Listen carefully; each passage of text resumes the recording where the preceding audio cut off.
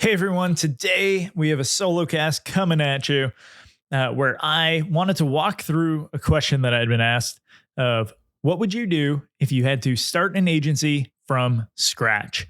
So today's episode is my step-by-step plan for how I would approach that.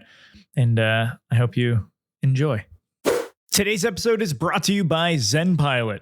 There are lots of tools out there for agencies to manage projects, but any project issues aren't usually caused by the tool, they're from your own processes. ZenPilot helps agencies implement their project management tools while streamlining operations, so your team can move from chaos to clarity. You can see for yourself at zenpilot.com/forward. All right, let's get to the question of what would you do if you had to start an agency from scratch? It's easier than ever to start an agency, but it's only getting harder to stand out and keep it alive. Join me as we explore the strategies agencies are using today to secure a better tomorrow. This is Agency Forward.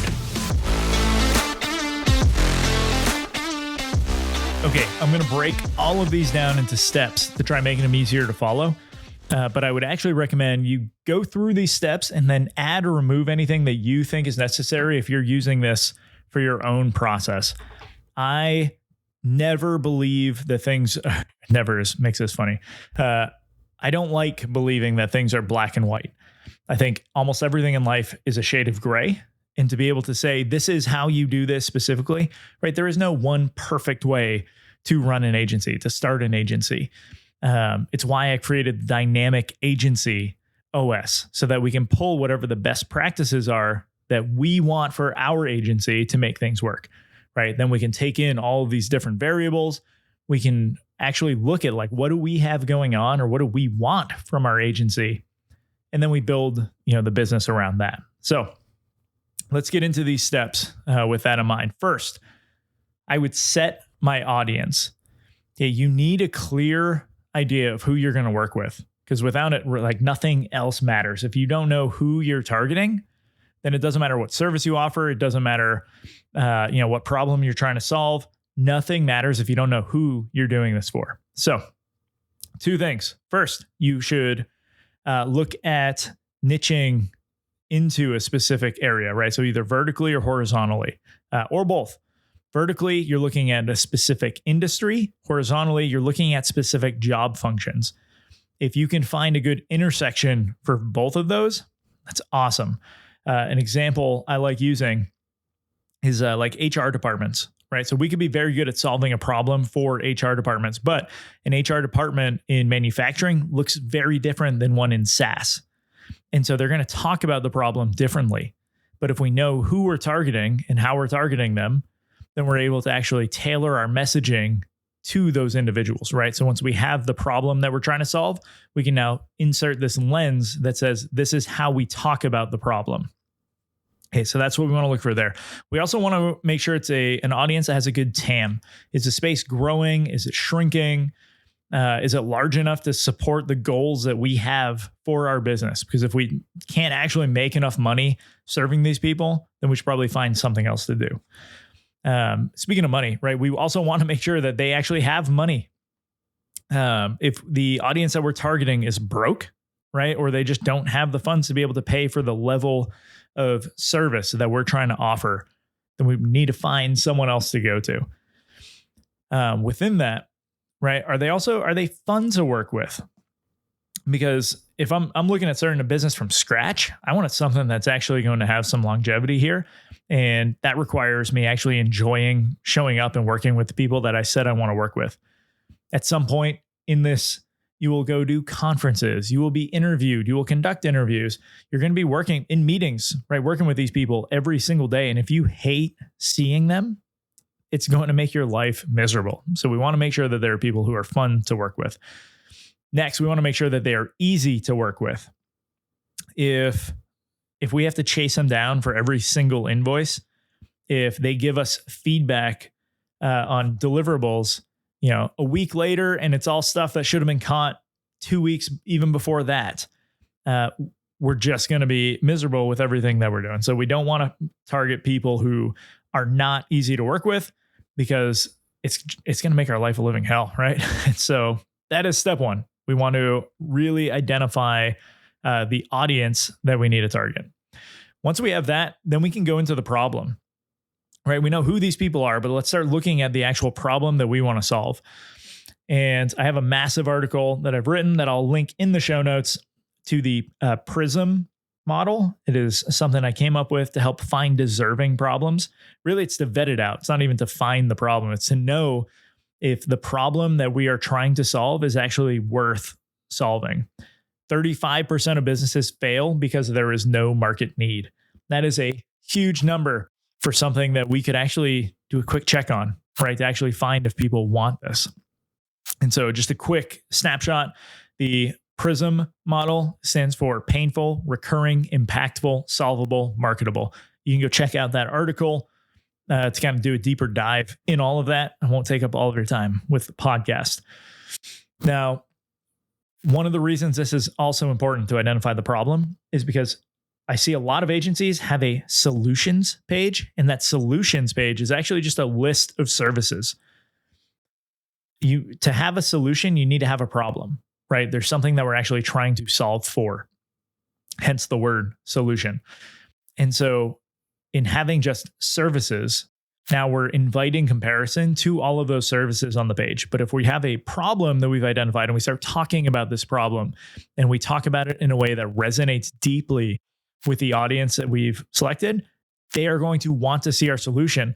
But what's even more probably impressive with like this model is that they're going to believe you have the solution before they even get to it, right? Because you're talking about the problem in such a way that it shows you have the expertise.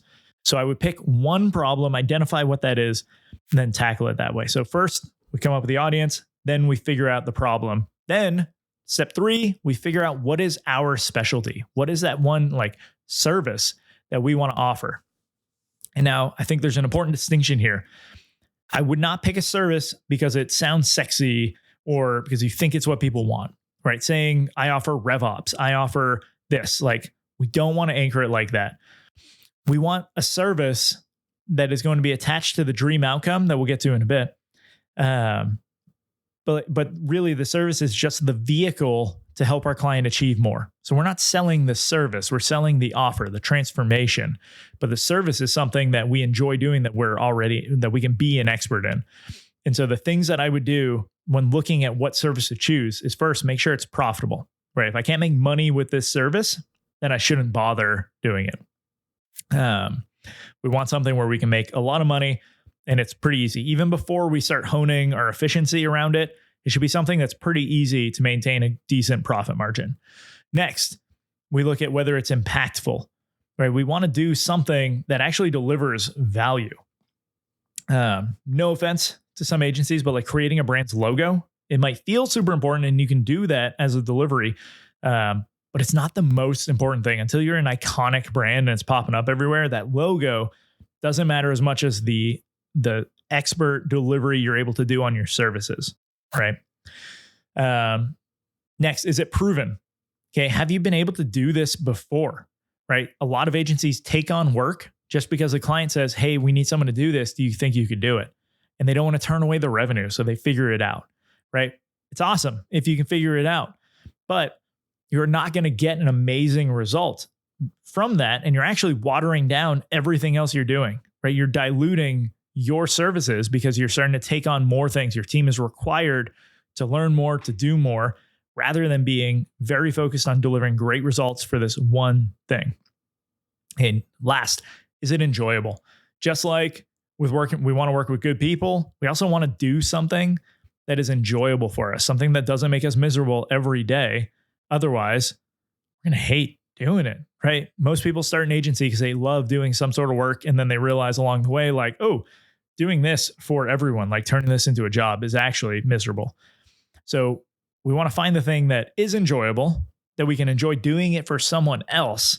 And if we need to, we can bring in team members to help us with, packaging this up in a way that we can still enjoy our part of it. So, okay, one audience, one problem, one service, and then we're going to create an offer. I believe there are 5 types of offers that every agency needs. You need a lead magnet, core offer, bridge offer, next offer, self-liquidating offer. I have content about this that I will also drop in the show notes, as well as I was interviewed on Agency Life, where I did a huge deep dive in this, explaining how all of these offers work and some of those variables. You can also sign up for the email course that we have for around agency offers. You can find that at dynamicagencyos.com. And if you sign up, it'll show you how each of these offers can benefit certain problems within your agency to help you get out of those issues. Okay, but kind of the big thing that I would like you to take away from creating an offer, I would not just be creating this suite of offers where everything is in competition with each other, right? I want to make it as easy as possible for the person coming to my site, coming to a conversation with me, finding me. I want an offer for their dependent on their stage of the buyer's journey, right? So if they're brand new, they're super problem unaware. It's like, I want a problem that's going to help them, or a solution to help them address some of the symptoms that they're facing that leads them into the next thing. So I'll give them a lead magnet that leads them to a core offer, right? And then and it just keeps working that way. So focus on multiple offers dependent on the stage of the buyer's journey, not when you're just looking across the spectrum of all the different problems you could solve for. So remember, we want to pick one problem, right? Okay. So one audience, one service, one problem, and then we are creating an offer. Next, I have two more steps, and I've kind of renamed these. Some people will call this partner-led growth. I'm calling it partner-assisted growth because we want to actually approach multiple ways of doing these things within the marketing. Having strong partnerships is a great way to, one, get in front of more people, but to also help your clients more. Okay, a lot of agencies are not great at doing the partnership thing because they want to keep taking on all of this extra work, because they're trying to be this full service agency. They don't want to turn down revenue.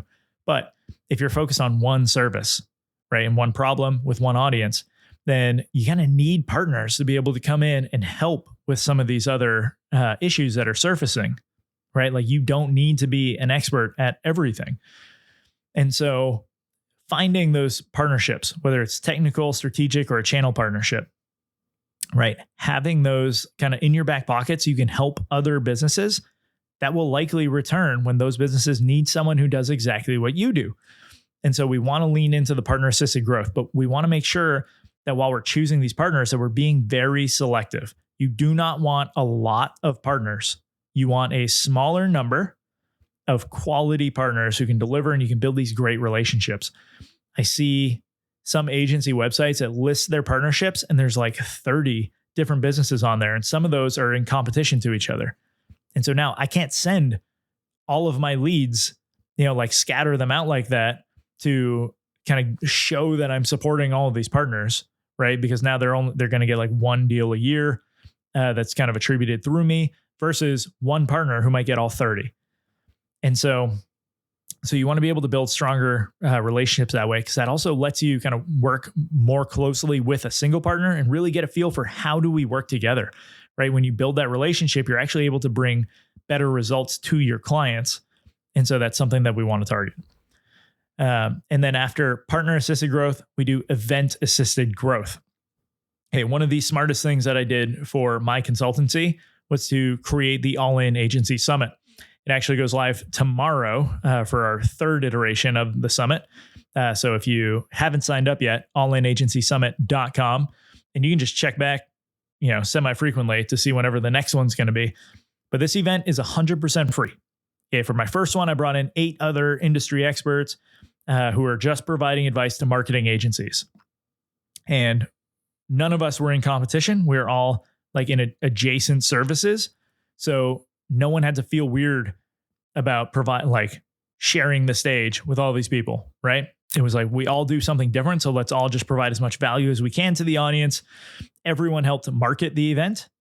And that was the benefit of presenting, was that all these presenters also get the access to the list, right? So it's a 1-for-1. Now, any agency can run this play within any space. And I would strongly recommend that you find adjacent service providers like that you can bring in. If they're already partners, that's even better, right? But bring them in for a single day, just virtual event, and just execute this, right? Make it super easy for the presenters to like share and get involved in doing all this, and then just hit it that way. But this event was how I went from having no people on my email list to like a couple hundred, very fast, like within a month. And I didn't have to create anything except this event. And now I had people who are directly within my reach for marketing. So those are the steps that I would do. We start with making sure we have a good audience set, one we actually want to work with. We've identified a core problem that they have, our specialty for how we're going to deliver on that. We'll create an offer around it, and then we'll use partner-assisted growth and event-assisted growth to help get our message out more, separate from just regular marketing, right? Like I kind of left out the standard marketing channels and play because you can choose whatever is best for you. If you're an ad agency, run some ads, right? Show people proof that what you're doing can work. If you're going to be doing websites and stuff, like have a great looking website with a great landing page and get as many people there somehow, right?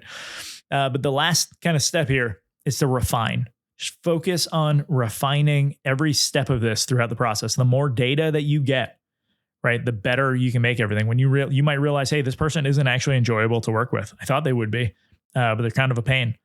And so now you can keep tweaking that, right, and refining everything. Hey, this service isn't actually as profitable as we thought we were, that it would be, right? So maybe we actually have to shift to something else. And when you start doing these things and tweaking it, you start creating a better agency every day. And so be super analytical, be super critical of everything you're doing, right? What worked yesterday will not work tomorrow. And so you need to be constantly thinking about what you can be doing to improve everything going on in your business. But all right, that is it. Those are 7 steps, I guess, that you can use to create a great agency. If you already have an agency, which I'm guessing you do, if you're listening to this, that is how I would actually look at my current agency to see what do I need to be working on and refining internally to make sure that we're making all of the right moves. Hope you got something from this. Again, All In Agency Summit is tomorrow. So if you're listening to this on October 1st, you have that to look forward to the next day. And as always, just get after it. That's the show, everyone. You can leave a rating and review, or you can do something that benefits you. Click the link in the show notes to subscribe to Agency Forward on Substack. You'll get weekly content, resources, and links from around the internet to help you drive your agency forward.